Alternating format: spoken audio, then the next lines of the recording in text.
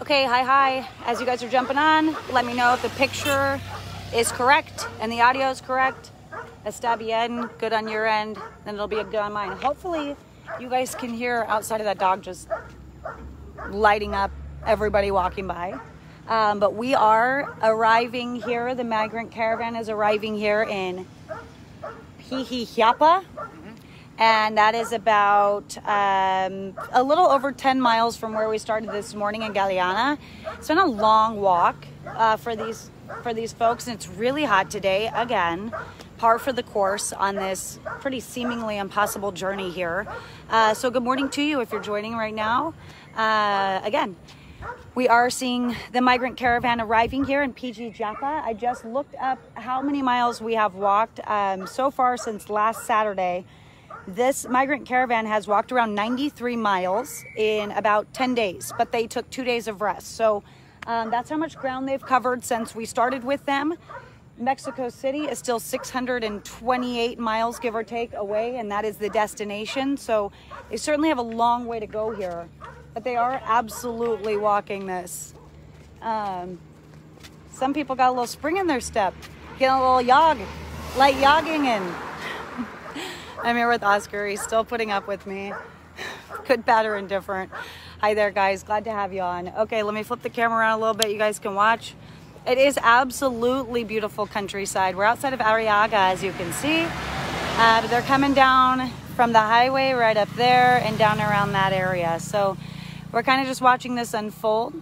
We know that we went to the park where they're going to be kind of camping out for the night, and it is it's a beautiful little park. We'll take you there in just a little bit, but right now they have medical assistance set up through the state of Chiapas. So they have a couple of like medical mobile units that are there, so they'll be helping some of the migrants that are in distress or need a little extra medical attention or help. We know a lot of them are having some troubles. But again, don't get it twisted. This is a journey that they willingly went on. No one forced them to do this. They were in Tapachula waiting for immigration papers, and it was just taking too long. They felt like they were in prison in Tapachula because they weren't able to go anywhere. And so they decided to join this caravan that was advertised basically on Facebook. At one point, it was up to 6,000 people. We're going to try to get an updated number. The numbers are pretty flux because what happens is we'll walk 10 miles or whatever, and some of the group will stay behind to get extra rest, and then they'll catch up. And so the numbers are kind of fluctuating a little bit, but we know there's still more than 3,000. We know there are still more than 3,000 people walking in this. At one point, there were 1,700 kids. We know a lot of families have gotten sick and dropped out, but we still are seeing a ton of kids. So we're going to try to get some updated numbers for you guys today. But again, we are in the city now, municipal city of Pijijiapan. Pijijiapan. That's a tough one. So again, that's about 93 miles from Tapachula, and that's where we started Saturday the 22nd. So we have been on this road with these folks for well over a week now. We have been with them since the vigil on the 21st, so 11 days now walking. Okay, let's see. If you guys have questions, I'll do my very best to answer them. But really,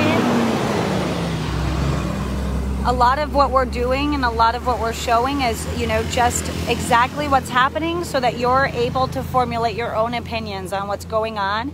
And also keep an eye on what's, where the caravan's at, what their intentions are, and we'll continue to ask those questions. So if there are questions that we have not covered, we will do our very best to answer that and do our very best to find the answers out if we don't know them. But again, we still have thousands of people here involved in this caravan. They did have the opportunity basically to stay and live and work here in Mexico. Sorry about that, guys. This service is a little bit interesting. So they did have the opportunity to live and work basically in Mexico. Immigration tried to make a deal to kind of end this caravan, but it was an all or nothing situation with the visa of transit papers going to the women and children, and then the men would have had to wait a little while, and they didn't want to be split up. And then they also, some of them wanted to continue on in the caravan. So to Mexico City, which was what the quote unquote promise was of caravan leader Irenejo Mujica. And that's exactly what he said too. I told him I'd take him to Mexico City, so that's where we're going. So from Mexico City then, the anticipation is some of them will get on buses. That is pretty much a known fact at this point.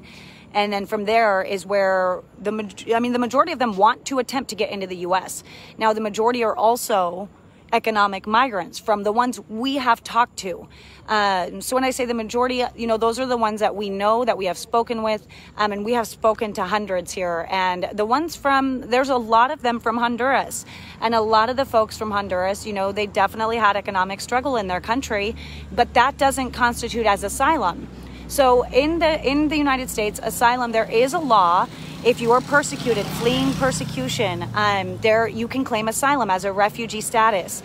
And so some of these people, while they can go to a port of entry, going through a caravan and transiting through an entire country, isn't legal, they do have a protection claim over them through a federal court. So they are protected basically and are able to walk through Mexico pretty freely. That's why they haven't been stopped. That's why they haven't had any confrontations with immigration enforcement. That's what's really going on here. So yeah, there's a lot of layers to this. There are some folks here that legitimately would qualify for asylum, but I'm going to say that the majority wouldn't.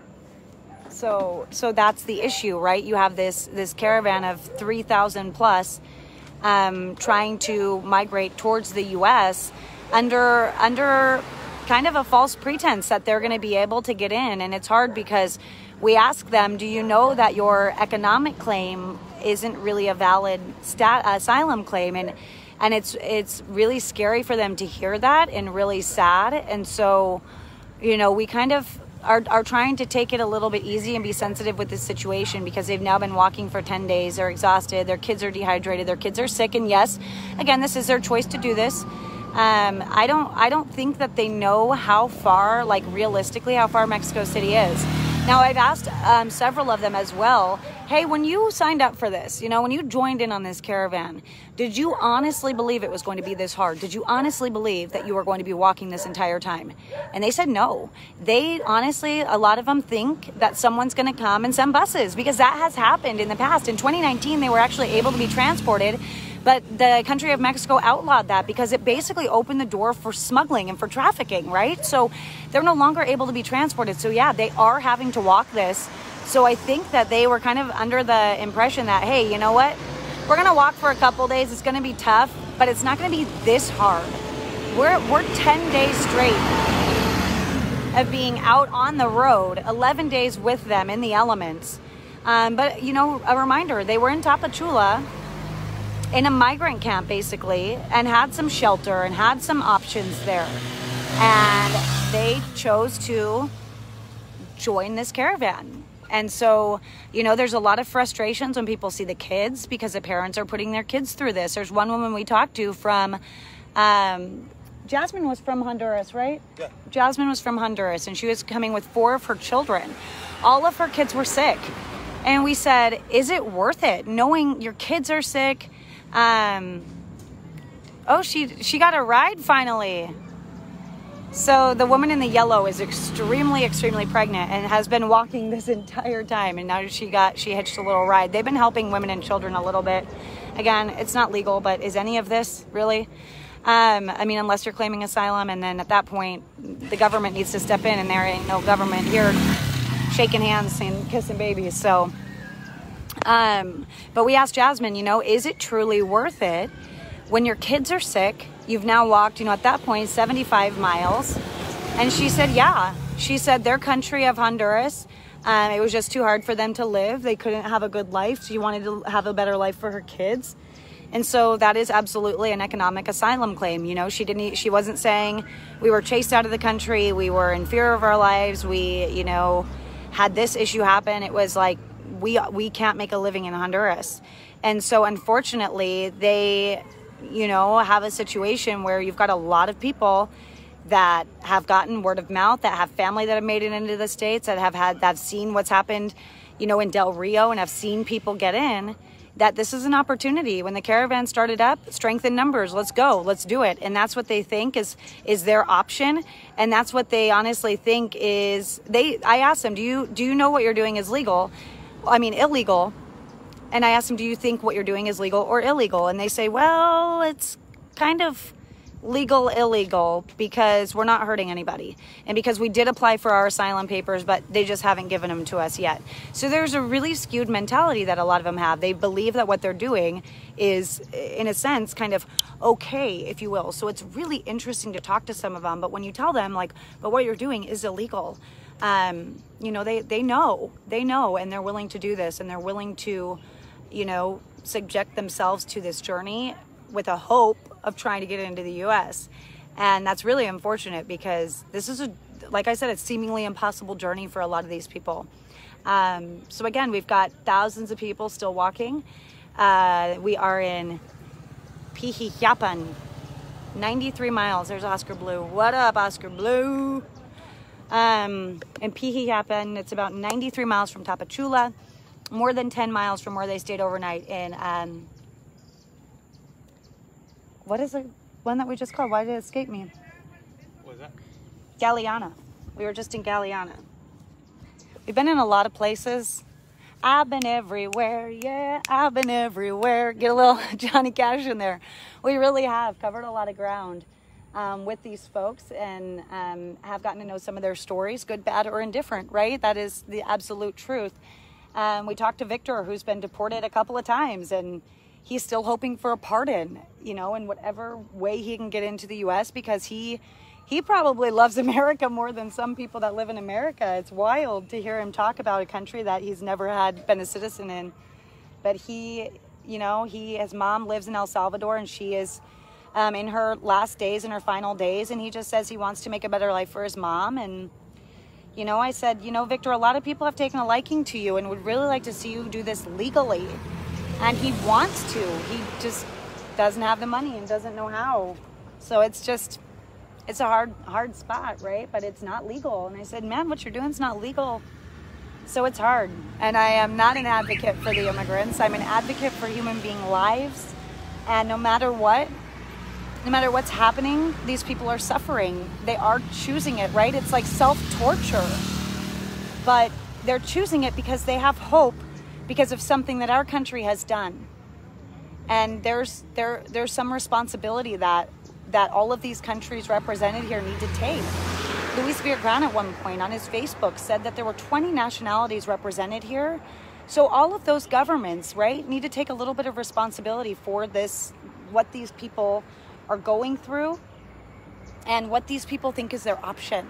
And a lot of the countries they're coming from are countries that the U.S. sends aid to. And so it's really interesting to see that those people are fleeing countries we're already helping, and then if and when they get asylum or get into the U.S. Under their refugee claim or whatever they claim, then they, you know, are also kind of incurring some costs on the U.S. side. So it's like you pay for it twice, because you know that our country does allow for some benefits. I know that there's a Canadian citizen that lives in Washington with 2 forms of Washington medical assistance, you know, like we know that that's a reality.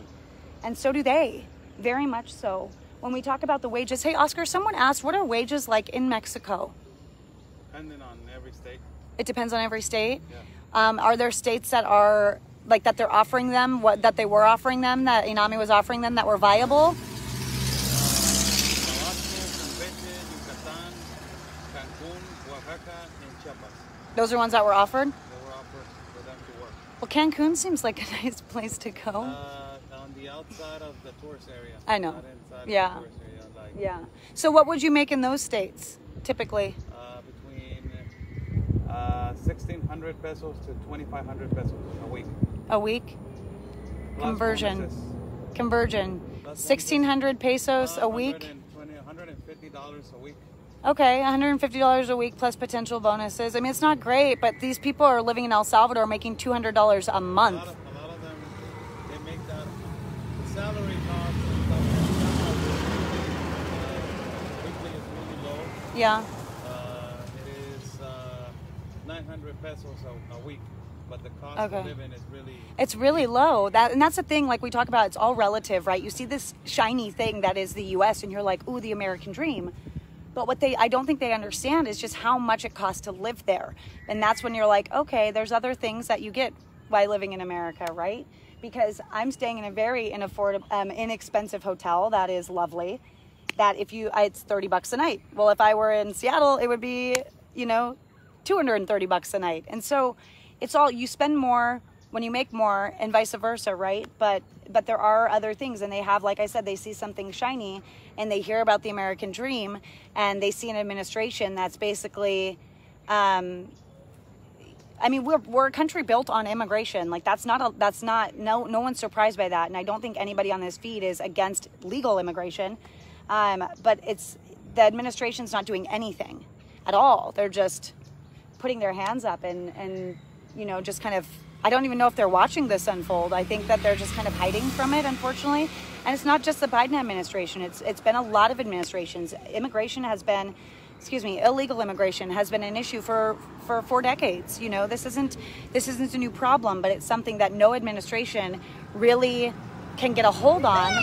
And any kind of progress, whether you agreed with it or not, or whether you thought it was humane or not, that the Trump administration made as far as vetting people or, biometrics on DNA testing or anything like that, all that was scrapped. And so if you're not going to do, you've got to do something, right? And they're just sitting on their hands, not doing anything. And so you've got all these people subjecting themselves, to this, what I'm going to call self-torture at this point, because this is so brutal. And then people keep saying, oh, there's a bus. Oh, there's a truck. I bet you there's immigrants. We are in a place that has traffic, that has normal civilizations for these communities, that have truckers. Like, there's a truck up there. Like, does it have people in it? I can't definitively say no, but I can tell you there aren't people from the caravan in there. They're sticking together because they have a better chance of getting through these checkpoints because they have this protection claim over them. So it's not even like a smuggling thing, right? But if you're in one of those trucks and you get caught, you're going back. You're going in the slammer. So it's one of those things where it's like, people just make those assumptions and you don't know until you know. And so there's a lot of those questions that people just don't even, you can't have answers to until it's hard because we want to generalize everything. And we've said it earlier, in America, we want everything to make sense. We want to categorize everything. If it looks like a duck, quacks like a duck, right? And so then we go, well, it's everything. It's all of them are the same, or all of the trucks are transporting and smuggling people. Like, it's wild. The mentality is just, and I know it's because of frustration. I know that. And I understand that. I do. I'm trying to help you guys understand, though, what's really happening here as well. Okay, so let's see. Any questions? Because pretty soon I'm going to jump off of here so I can get some video. Let's see. I'm reading questions. Okay.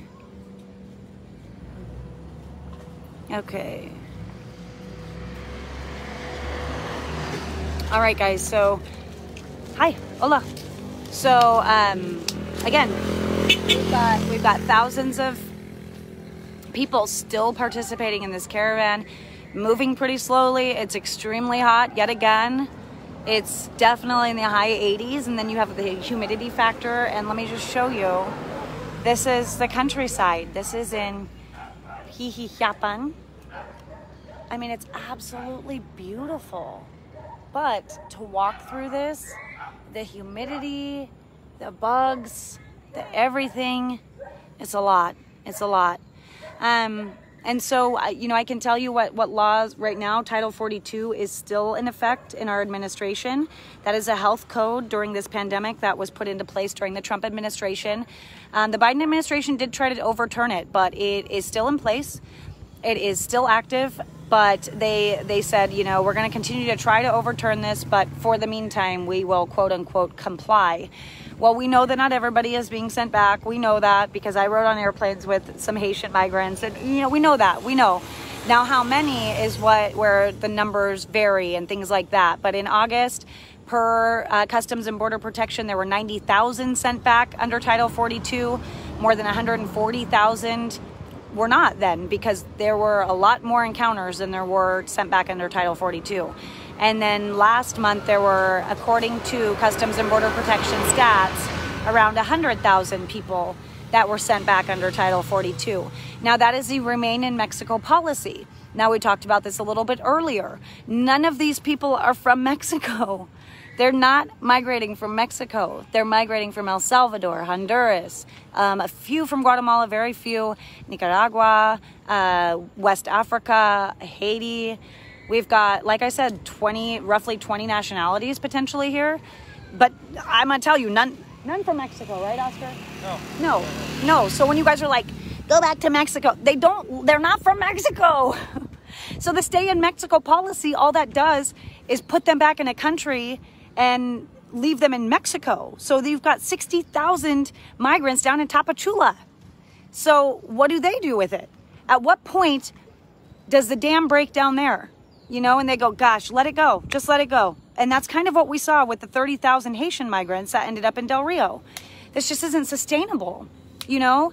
And the other thing that actually is problematic with Title 42, and I didn't even think about this, when I was talking to my connection in La Jolla, he was telling me as a police force, it was really, really scary actually for Title 42 to be reinstated, because in the beginning, before Title 40, like when there was that little gap, there were a couple months that it wasn't in place, and people were self-surrendering. They were actually walking up to Border Patrol and saying, like, we're here, we want to be apprehended. And now down in La Jolla, a lot of them are fleeing because they know that they're going to be apprehended and probably sent back. And so it's kind of made their job a little bit harder. And that's something I didn't even consider or think about, is the ramifications of something like that, you know, knowing that they're going to get sent back versus having a chance. That's one of those things where the police department and Border Protection had to work a little bit overtime when it got reinstated, but you know, they are sending some folks back, but how many? I don't know. And how many of these people, if they make it to the U.S. border, will get to stay? I don't know. There are some that are very confident, like if they're from Nigeria or Ghana or Venezuela, they're very confident that they have a valid asylum claim and they won't be turned away. They say Mr. Biden will honor his promise. They are legitimately, you know, under that impression that that's what's going to happen. And we're like, well, Mr. Biden said the border's closed. What are you going to do? You know, and they're like, well, you know, we hope by the time we get there, he'll change his mind. And they go, Mr. Biden's a good man. He's going to honor his promise. That's legitimately what they've told us, is that they're going to change their mind and they're going to, you know, in 18 days or whatever it is, let him in. And so that is the real facts of what's going on. What countries? How about what states is Chiapas neighbored with? Oaxaca. Just Oaxaca, because it's the lowest. Oaxaca, so Chiapas it borders Guatemala, and then Oaxaca is the next state up. And so how far is Oaxaca from here, the border, do you know? 189 kilometers. Okay, so Oaxaca is 189 kilometers, Oscar says, and I do not know the conversions in my brain right away, but it's almost half, I think. So 189, you said? Like around 90 miles more. Okay, so around 90 more miles. So in 10 days, you know, they made it through this. They've gone about 93 miles. So it's going to be another 10 days at the pace they're going to get to Oaxaca, potentially. So that's kind of what we're looking at right now. And then they're talking about when you get to Oaxaca, there are not nearly as many checkpoints. A lot of them do jump on buses or taxis because they won't necessarily get stopped as frequently or have the potential of getting stopped. And here's the other thing. We just went through a Customs and Border Protection checkpoint, and I don't know if all of them are like this, but I asked another journalist that's out here that's from Mexico, and I said, because it was closed. And I said, is it closed because today is Dia de Muerto? We say Dia de los Muertos. Is that correct? Okay, so today is Dia de los Muertos. And so that's a national holiday for Mexico. And so their checkpoint is closed. So they're going to stay in Pijijiapan for the night. But dare I even say, I mean, like, they can blow through all the checkpoints because the thing is closed. Because it's a holiday. So a Scout's honor over here. So yeah, this is what's happening. We're seeing the migrant caravan slowly trickle in. they are moving slowly, but they are coming in waves. So, you know, they do still have the big group, but a lot of people are walking a little bit ahead, walking a little bit behind, distancing themselves a little bit. There are sick people here. It's easier when you distance yourself a little bit to find shade, to find a place to lay down, things like that. And, you know, 11 days in, 10 days straight on the road, they are learning those nuances and adapting. So again, they're going to continue on. This gentleman approaching in the white tank top is one of the men from Nigeria who says that it's just that, you know, they're still hoping for help. They're hoping that the Mexican and U.S. government will step in and help. And that is a reality. They think that. Someone's asking if Oscar and I plan to stay the whole trip. Most likely, no. We are probably leaving in a few days to regroup, and then we'll likely go to Mexico City and meet up over there and see where they're dispersed from there. And then my job after that is to get to the U.S. southern border and see if any of them, if I can meet any of them on the other side, right? And if I say can, but if I will, basically. That kind of thing. So, again, hey man, how are you? Yeah? It's hot, huh? Yeah. All right, so he is from Nigeria, and he has told me, like, you know, I have a legitimate asylum claim. We had major persecution in Nigeria. We are not safe. We are not safe. And so they are very, they maintain that idea that they're going to have no problem getting in the States. Like, he's like, we will not be turned away. And so that is the mentality of a few of them, the ones that know they have a valid asylum claim, and they know that because, again, they don't live under a rock,